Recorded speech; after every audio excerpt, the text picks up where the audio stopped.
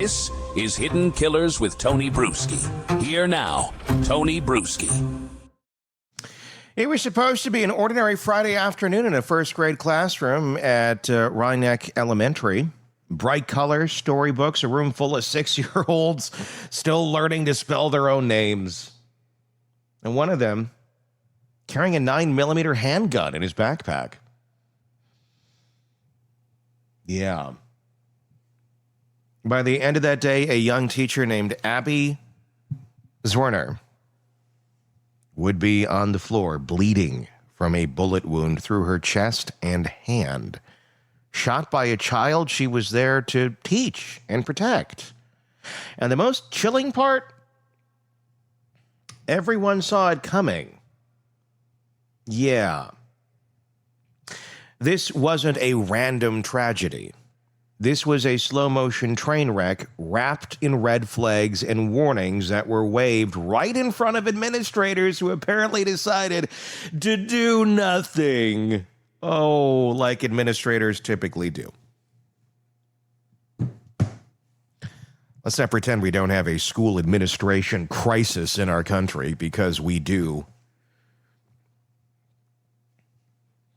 I challenge you, go talk to any teacher in almost any district.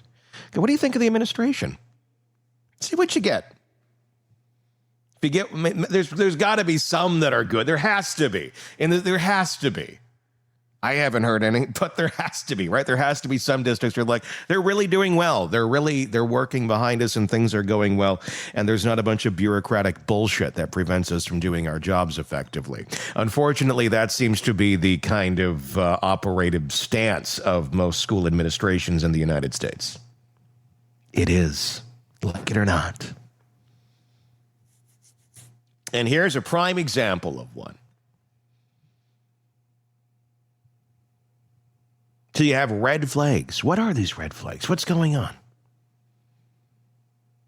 That the administrators decided to do nothing.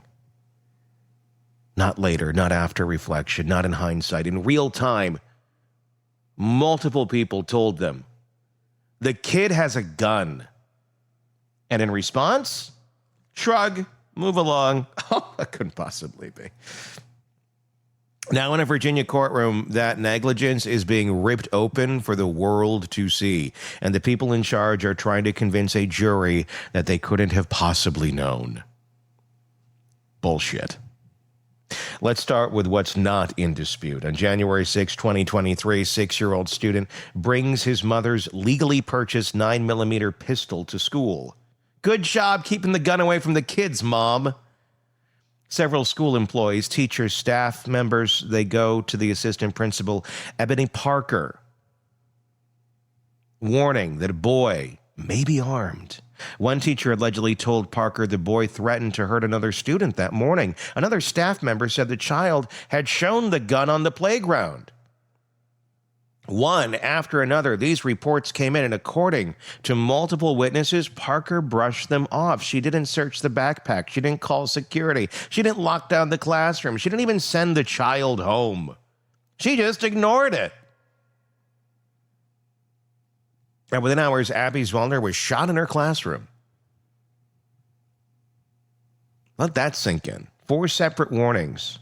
4 adults trying to sound the alarm. And an administrator so indifferent or so paralyzed by policy or fear of overreacting that she let a gun-wielding 6-year-old finish his day in class. That's not an accident. That's a failure, an institutional one.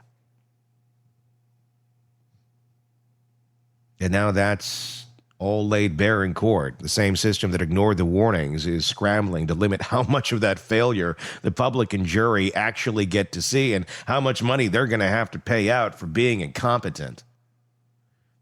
The most explosive moment in the civil trial so far didn't even happen in front of the jury. The plaintiff's attorneys, Zwerner's legal team, presented body cam and surveillance footage from the school on the day of the shooting. The video reportedly shows the chaos in the aftermath, students running, teachers shouting, Zwerner collapsing, bleeding through her shirt. That footage was shown outside the jury's presence as the court debated whether it should be admitted as evidence. And of course, the defense wants to keep it out. Of course you do. Why? Because the truth looks ugly on camera. And nobody wants to be accountable, especially when the finger's pointing at you. Because once you see what really happened, once you see the sheer panic and blood and disbelief of teachers trying to hold down a wounded woman while administrators shuffle papers, there's no way to unsee it. They argue it's too prejudicial. It'll inflame the jury. Well, maybe they should be inflamed. Maybe there are reasons to be inflamed. Translation, it'll make the jury feel something. Don't want that. That's the fucking point. Because for a year now, this school district has treated this shooting like a PR problem, not a moral one. Let's go back to those warnings, shall we? Court documents, witness statements, and public reporting show that multiple people, including a reading specialist and another teacher, told Parker about the boy's behavior. One teacher said the boy had threatened to beat up another child earlier in the day. Another teacher said she saw him put something heavy in his backpack. They begged the assistant principal to search the bag, and she refused. Her reasoning, she said the boy's pockets were too small to hide a gun. That's a real quote from witness testimony. Too small. And if the laws of physics we're going to stop a bullet. Yeah, well, you say that. Everybody's saying there might be a weapon in there. Guess what? It's time to be a grown-up and go look. Go look in that backpack. It's your freaking job.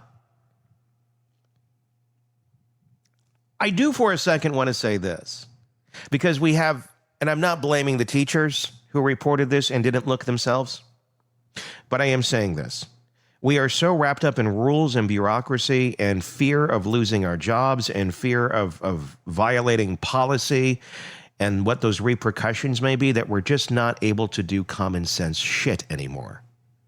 Like, gee, if I think there might be a gun in this 6-year-old's backpack, I ain't going to ask the vice principal. I ain't going to go look in the book. How do I handle this situation? I'm going to the fucking backpack. And I'm looking. And if you want to fire me for it, go for it. This will make a lovely lawsuit against you. Fire me. I'll sue the shit out of you for trying to protect the other children, trying to protect that very child, the 6-year-old who may have the weapon in the backpack.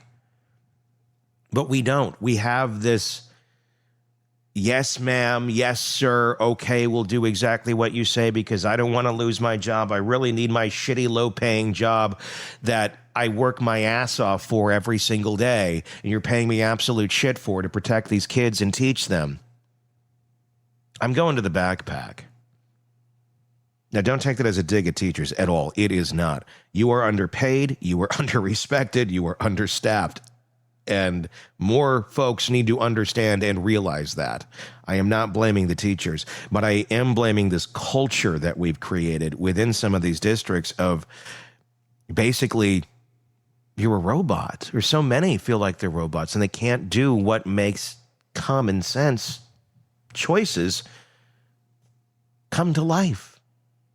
You think a kid's got a gun and it's a small child and it's in their backpack? Go look. Don't wait for somebody else. Do it. Check. Well, there's a policy. I don't fucking care if there's a policy against that. As a parent of a small child,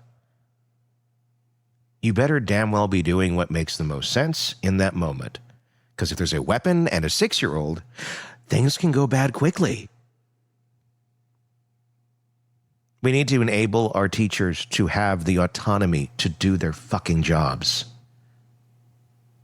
Just a thought. Just a small thought.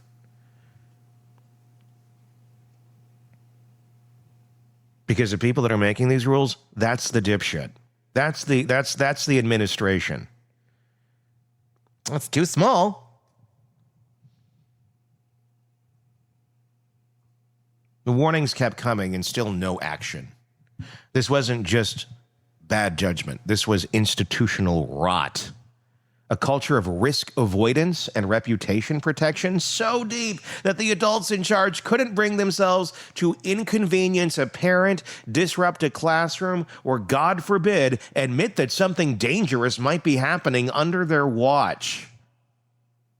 And when the shot finally rang out, when the unthinkable became reality, the same system that refused to act suddenly found all the urgency in the world to control the narrative. Control it. Yeah. You're always playing catch up. That's why our public education system is the frickin' mess that it is. They wanted to talk about lessons learned.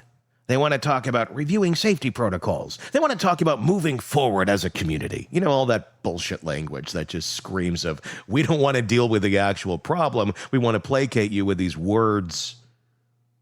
Don't they sound professional? Doesn't it sound like we know what we're doing? No, it doesn't at all. It sounds like empty bullshit. But you can't move forward when your own negligence put a bullet in a teacher's chest. Abby Zwerner isn't moving forward. She's living with a bullet fragment lodged in her body. She's undergone multiple surgeries. Her career, at least as a classroom teacher, may be over. The physical pain is permanent. The trauma, well, that's unimaginable. And yet the defense in this case, representing the former assistant principal, is arguing that this wasn't foreseeable, that a 6-year-old bringing a loaded firearm to school wasn't something anyone could have reasonably predicted. Yeah, you may not have expected it or predicted it, but it happened. And then you had it reported 4 times, and you did nothing until the child did something. Those warnings weren't whispers in a hallway. They were explicit, documented, and urgent. Now you'll hear the defense say you can't expect administrators to act on every rumor. Sure, but when the rumor involves a gun and a teacher is begging you to do something, maybe it's time to act. Maybe it's time to stop worrying about liability optics and start worrying about human lives. But that's not how bureaucracies think.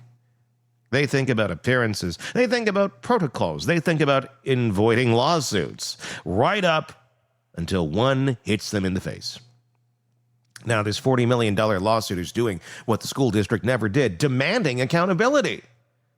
Zwerner's legal team is making the case that the shooting wasn't some workplace accident. It was negligence, so severe, so deliberate, that it falls outside the shield of Virginia's workers' compensation system. A judge already agreed, ruling that this case can move forward in civil court. That ruling is monumental. It means a teacher can finally look at a system that failed her and say, you didn't get to hide behind policy. And this trial is revealing something every educator in America already knows deep down. Schools are drowning in red tape, terrified of parental backlash, and so obsessed with optics that they've forgotten what safety actually means. Ranick Elementary wasn't blindsided. It was paralyzed. They knew. They had the warnings. They just didn't want to deal with them. And now they want the footage hidden because seeing it means facing the consequences of what they ignored. In court, the defense argued the footage would be inflammatory. Yes, it's inflammatory because it shows a teacher bleeding out in front of 6-year-olds. It's what happened. It's not an AI video. It's real. You know, something you don't like to deal with. Reality. Because it shows the results of indifference, because it proves that doing nothing has a body count. The footage isn't the problem. The problem is what it shows. And what it shows is failure at every level, from the assistant principal who ignored her staff, to the district that allowed her to operate unchecked, to a culture that puts reputation above responsibility. It shows what happens when schools treat teachers as expendable shields instead of professionals who deserve to be protected. Let's talk about that culture for a minute, because it's the same mindset that infects every bureaucracy. Don't make waves. Don't overreact. Don't be that administrator who calls the cops over a rumor. Meanwhile, Abby Zwerner was being shot at point-blank range. This is what happens when safety becomes secondary to politics, when people are more afraid of headlines than they are of consequences. The administration could have stopped this. They could have searched the backpack. They could have called the police. They could have followed their own safety procedures, the ones designed to prevent exactly this. Instead, they chose denial, and they're still going down on that boat. They chose to pretend it couldn't happen here, and that choice nearly killed a teacher. Now, years later, as the civil trial unfolds, they're still trying to control the narrative, to frame this as an unforeseeable tragedy instead of a systematic failure, but the facts won't cooperate, because the truth is painfully simple. The school was warned repeatedly that a 6-year-old had a gun, and they ignored it. It's not unforeseeable, that's inexcusable. And let's not forget the human side of this. Abby Zwerner was 25 years old. She devoted her career to teaching the youngest kids, the ones who are supposed to be safe, the ones who have dumbass parents that allow their 6-year-old access to a weapon. She was the kind of teacher who would have noticed if a child was hungry, scared, or acting out. She cared. She listened. And in the moment when everything went wrong, she still put her students first. Witnesses say after being shot, she ushered the remaining children out of the classroom before collapsing in the hallway, bleeding in shock. She made sure the kids were safe before she worried about herself. That's the kind of person this system failed, and this system still is intentionally trying to slap down. No, we're not responsible. And that's why this case matters far beyond Newport News. Because if administrators can ignore warning signs like this and still hide behind policy, it sends a message to every teacher in America. You're on your own. And they already know that. I know many teachers, very close with one. They know that. They know. And is that where you want to send your kids every day?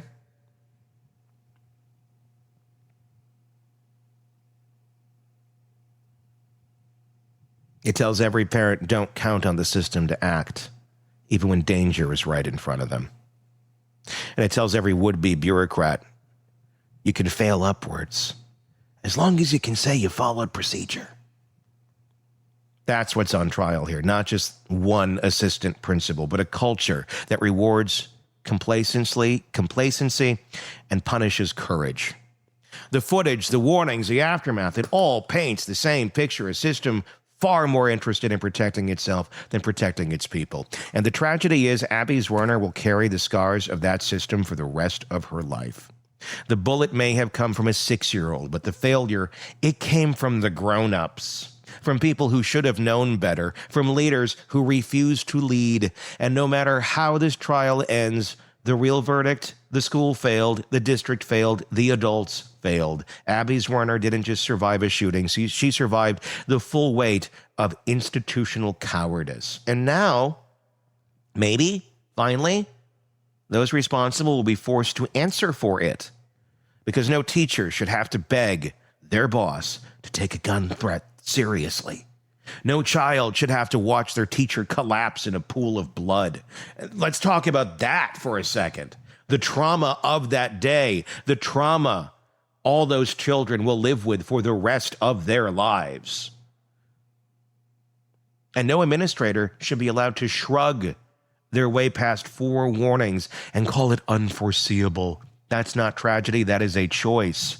That's complicity. That's being complicit in this. And this trial, the fight for accountability, is how we make sure no one ever gets to make that choice again. Your thoughts in the comments section, especially if you're a teacher. If you're a teacher, share your story, please. More people need to understand the fucking war zone you guys go into every day.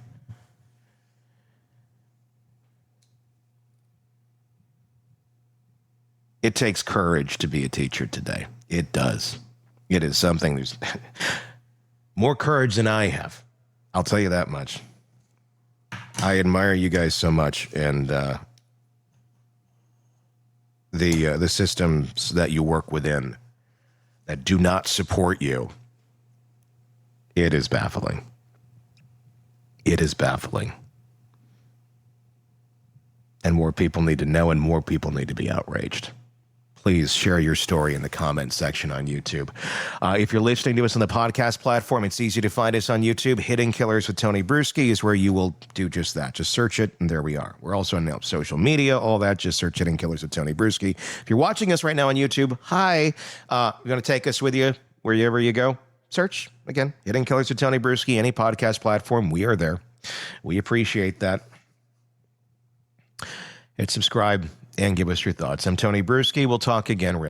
Want more on this case and others? Then press subscribe now and don't miss a moment of true crime coverage from Tony Bruschi and the Hidden Killers podcast.